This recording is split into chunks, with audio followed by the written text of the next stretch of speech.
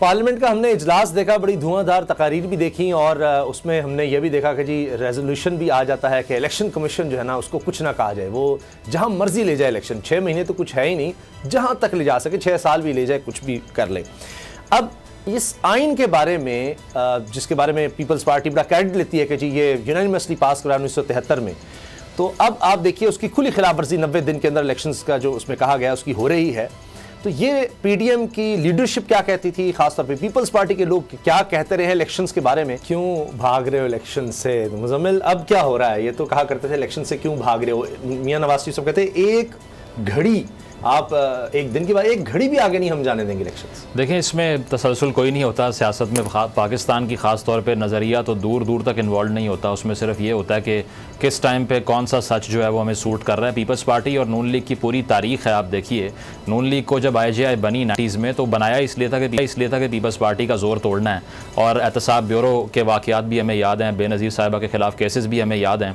तो वो सारे इसीलिए थे सड़कों पर घसीटने की बात और वो सब कुछ, कि उस टाइम एनिमीज़ वो थे और अब इत्तेहाद के ख़िलाफ़ तहरीक इंसाफ के अगेंस्ट इत्तेहाद है, इसीलिए सब डिफरेंसेस को भुला दिया गया है।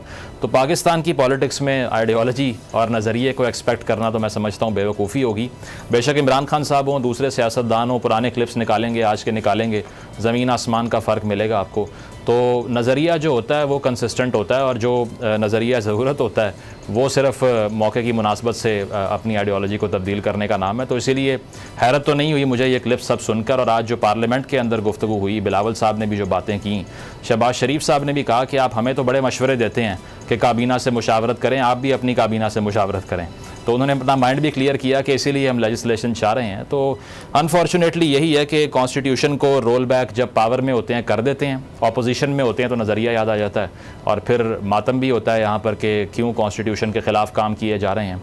तो वही हम देख रहे हैं आज भी कि ये क्लिप्स सारे ये एविडेंस है जो आपने दिखाया है कि इससे पहले आप क्या बात कर रहे थे, आज क्या बात कर रहे हैं। लेकिन सियासत के सीने में दिल नहीं होता कहते हैं, और साबित कर रही है पाकिस्तान की पॉलिटिकल एलीट सारी। अच्छा, दिल तो चले नहीं होता, लेकिन कोई अखलाकियात हो, कोई हया शर्म वो भी तो होनी चाहिए। राना तनवीर साहब जो वज़ीर तालीम, विफाकी वज़ीर तालीम होते हुए जो गुफ्तगू कर रहे हैं और उस पर पूरी असम्बली में एप्रिसिएशन मिल रही है, डेस्क बजाए जा रहे हैं और कहते लग रहे हैं, वो सब देखें आप। फिर जब आप इस तरह की बात करेंगे, बिलावल साहब की जी इस्टेब्लिशमेंट इमरान खान को सियासत में लेकर आई, तो इस पर कोई तवज्जो नहीं देगा या देखेगा नहीं कि पार्लियामेंट, वो उस तरफ ध्यान चला जाता है। फिर इस्टेब्लिशमेंट लेकर आई तो 2018 में लेकर आई, तो फिर आप जिनको कसूरवार कहते थे या इस्टेब्लिशमेंट जो उस वक्त की थी, उसके साथ तो इस वक्त आप कहते हैं नाम भी ना लें, वो तो अब दूध के धुले हो गए हैं। तो ये एक तो तजाद, और फिर ये अखलाकियात की गिरावट के पार्लियामेंट का फ्लोर किस लिए इस्तेमाल हो रहा है इतनी गलीज गुफ्तगू के लिए, जो हम यानी प्राइवेटली भी नहीं कर सकते, ऑन एयर तो छोड़ ही देना ना बात, और वो पीटीवी पर बराह रास्त चल जाएगी, हम बात करेंगे तो वो मसला बन जाएगा। उसामा साहब, मैंने तो जब ये तनवीर साहब का खिताब सुना तो पहले तो यकीन नहीं आया कि ये पार्लियामेंट के फ्लोर के ऊपर ही उन्होंने कहा है। फिर मैंने दोबारा चेक किया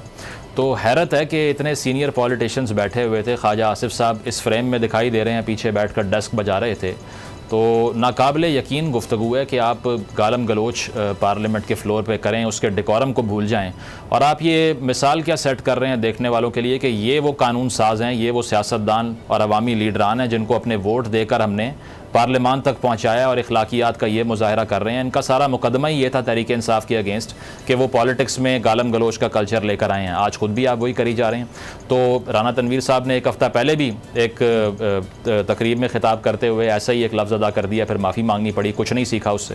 तो बड़ा अनफॉर्चुनेट है, मैं समझता हूँ। बिल्कुल ये कहा जाता है और बहुत सी इस पर एक्शन भी होते हैं कि ये किस तरह और ख़वातीन के वाले से, लेकिन ये जो बिल्कुल गाली जो है ना, जो वो तो मुझे नहीं याद आता कि तहरीक इंसाफ के किसी लीडर ने इस तरह से बड़े अजीबोगरीब अल्फाज बोले होंगे, बहुत गलत बोले होंगे, लेकिन फ्लोर पर और इस तरह से करना।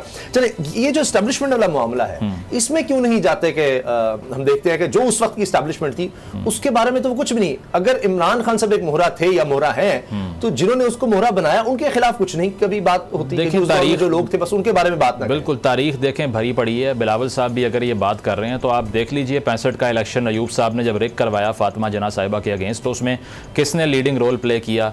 इसके अलावा अयूब खान साहब ने जो असिस्टेंस भुट्टो साहब को दी, उनकी कैबिनेट का हिस्सा भुट्टो साहब रहे।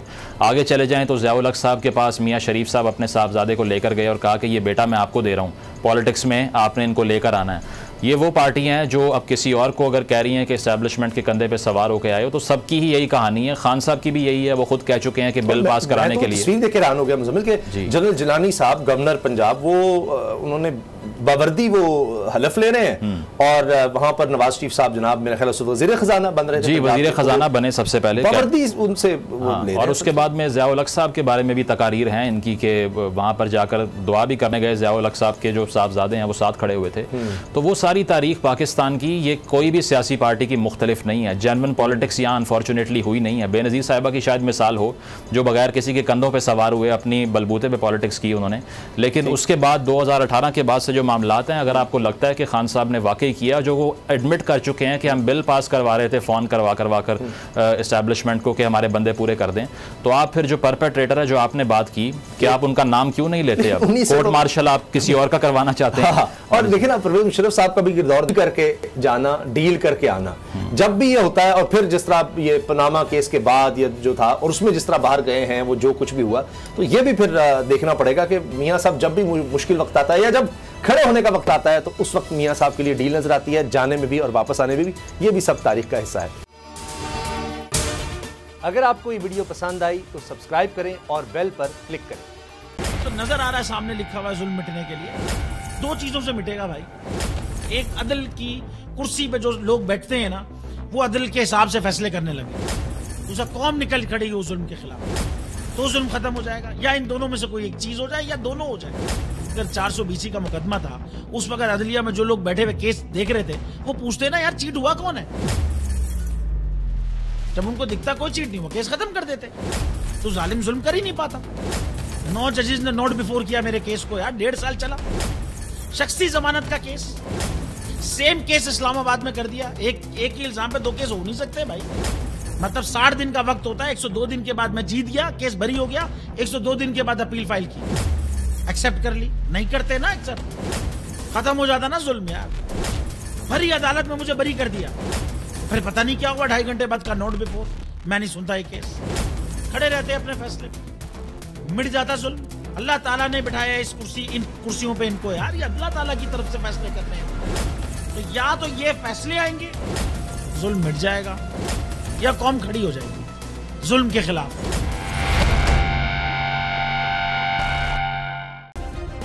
सब्सक्राइब करें और बेल दबाएं ताकि कोई खबर रह न जाए।